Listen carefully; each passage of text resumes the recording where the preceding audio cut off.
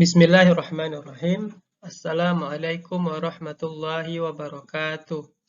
Perkenalkan, kami dari kelompok kecil 1,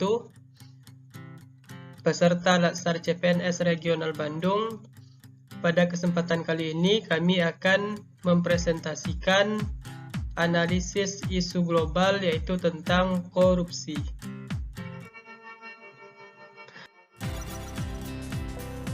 Sebelumnya, perkenalkan anggota kelompok kami. Yang pertama, Harion Saputra sebagai ketua, Elmawati, kemudian Gion Pratama Elson.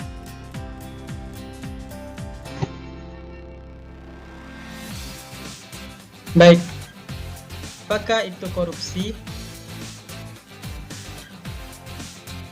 Korupsi berarti kebusukan, keburukan, ketidakjujuran, suap.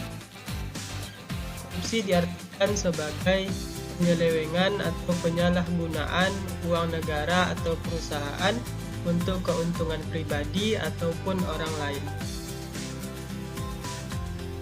Korupsi diartikan sebagai perbuatan yang buruk seperti penggelapan uang, penerimaan uang sogok, dan sebagainya. Isu korupsi. Indonesian Corruption Watch membeberkan sepanjang 2020 terdapat 444 kasus korupsi yang telah ditindak oleh penegak hukum. ICW mencatat ratusan kasus tersebut telah merugikan negara sebesar 18,6 triliun. Sepanjang 2020 terungkap pula kasus suap senilai total 86,55 miliar rupiah dan pungutan liar senilai 5,2 miliar rupiah.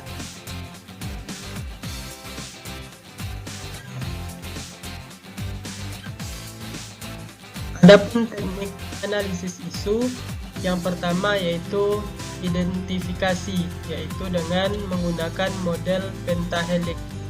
Yang kedua, ditapis menggunakan model USG. Yang ketiga, dianalisis menggunakan model Fishbone dan SWOT. Yang keempat, alternatif rekomendasi. Pra-analisis dengan metode pentahelix. Yang pertama, dari pemerintah kurang diterapkannya prinsip-prinsip atau peraturan perundang-undangan mengenai tindak pidana korupsi dan lemahnya hukuman yang didapat oleh pelaku korupsi. Kemudian dari masyarakat, rendahnya pendidikan serta kurangnya rasa ingin tahu sebagian masyarakat terhadap upaya pemberantasan korupsi. Dari akademisi, kurangnya pendidikan moral terkait dengan pembekalan dan pengajaran karakter jujur, integritas, tanggung jawab, etika dalam lingkungan berbangsa dan bernegara.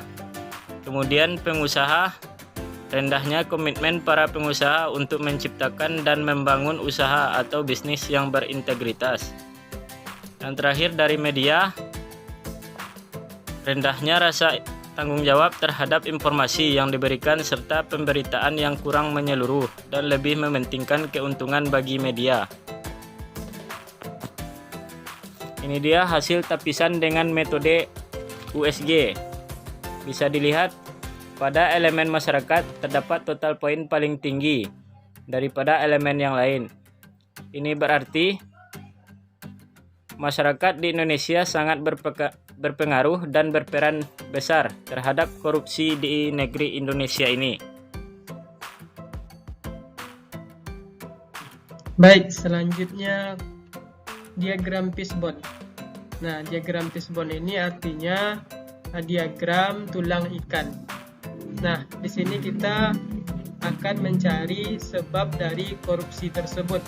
Yang pertama, ada individu. Yang pertama disebabkan karena sifat tamak atau serakah.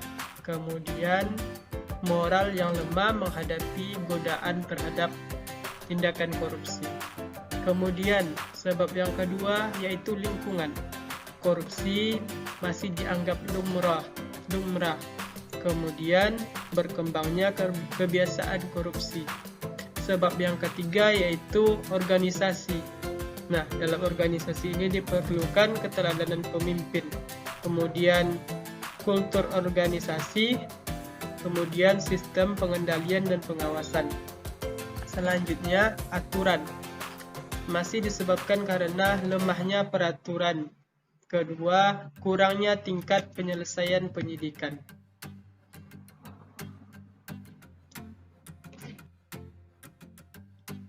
Metode SWOT.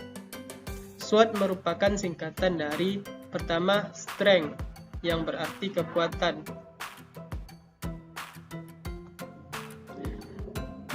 Yang kedua weakness, yang berarti kelemahan. Selanjutnya opportunity, yang berarti peluang. Selanjutnya threat, yang berarti ancaman.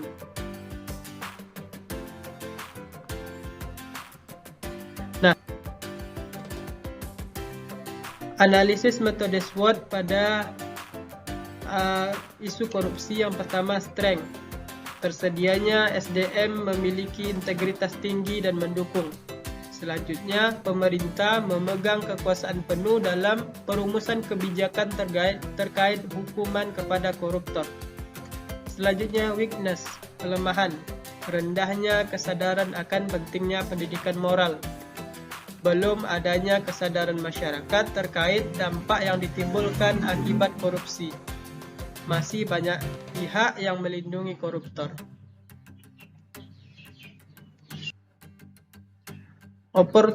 Opportunity, kemajuan teknologi dan banyaknya akademisi yang mampu membuat aplikasi untuk meningkatkan akuntabilitas, mempermudah alur penggunaan dana. Terakhir, threat, ancaman. Koruptor memiliki banyak relasi dan jaringan sehingga mereka bisa melakukannya dengan rapi dan tertutup. Alternatif penyelesaian. Pembaharuan pendidikan yang berfokus pada peningkatan soft skill sejak dini. Tahapan setiap alternatif. 1. Pemerintah, khususnya Menteri Pendidikan, memperbaharui kurikulum pendidikan yang berfokus pada peningkatan soft skill. 2. Masyarakat menerima dan mendukung program pemerintah. 3. Akademisi melaksanakan kurikulum baru dan membuat bahan ajar yang sesuai dengan kurikulum. 4. Pengusaha membantu akademisi dengan mengadakan pelatihan-pelatihan peningkatan soft skill para akademisi. 5. Media membantu mempublikasikan sehingga informasi tersebar secara merata. Hasil yang diharapkan. Hasil yang diharapkan di sini yaitu terciptanya calon pemimpin dan pemimpin bangsa yang berintegrasi, jujur, bertanggung jawab, dan beretika dalam lingkungan berbangsa dan bernegara.